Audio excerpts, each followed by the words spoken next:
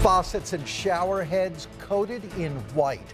A homeowner says she can't drink her water because of road salt. And a state agency confirms it is the likely cause. We begin with troubleshooter Brad Drazen and his exclusive investigation. Brad? Well, state agencies, local towns, and private contractors literally use hundreds of millions of pounds of this every winter, and it can interfere with homeowners' most vital resource, particularly those on wells. The smell and the taste, that's when we started to notice. Joyce Irwin and her family have detected a disturbing change to their water over the past 5 years. Turning everything white, the taste itself, ruining the appliances. The faucets and dishwasher are caked in a white film.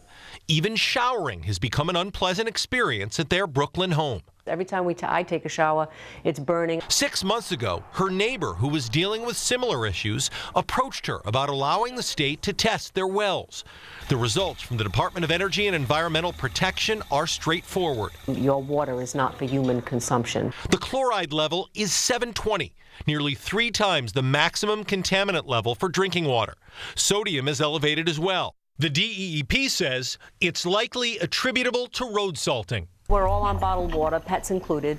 We still cook with the regular water because it's very costly. DEP will now set up monitoring wells to pinpoint the source of the problem. Joyce and her neighbor live right along Route 6 and directly downhill from Brooklyn Correctional Institution. The Department of Transportation and Department of Correction use the same road salt to treat paved surfaces. The troubleshooters reached out to the DOT about Joyce's situation, and the agency provided a statement which reads in part, "Due to our conservative use of materials, we don't believe we will be found responsible for the issues associated with the property owner's well." Mike Dietz, a water educator with Yukon Extension, says contaminants from road salt runoff often infiltrate wells. The problem is chloride doesn't get filtered very well, or nearly at all. So it's a very mobile contaminant that travels very easily down through groundwater sources. He believes DOT strikes a reasonable balance between safety and environmental impact.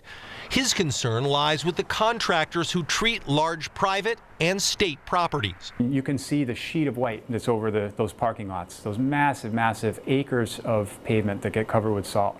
That all goes somewhere the next time it rains. The troubleshooters have learned the Department of Correction requisitioned more than 34 tons of road salt this past winter season for its staff to treat the parking lot and sidewalks at Brooklyn Correctional.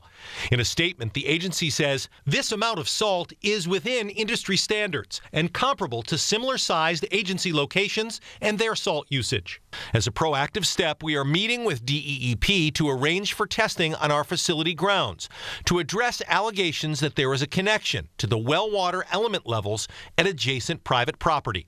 If it looks like it's the result of human activity, we're empowered to investigate, to try to determine the cause, and then to work for a solution. DEEP spokesman Dennis Shane says if that investigation points to the prison as the cause, the state will either help connect Joyce and her neighbor to public water or pay for a treatment system so their wells are safe again. If our test results from the monitoring showed that other homes could be impacted, we would want to take a look at those wells. Now, for people who are not on well water, companies like the MDC say they test for contaminants on a regular basis. If you do have a well, the DEEP recommends that you have the water tested every single year. You can hire a private lab for less than $100. If one of those tests comes up, shows contaminants, you can call the DEEP. They will come out to verify the test and investigate. Brad Drazen, NBC Connecticut Troubleshooters.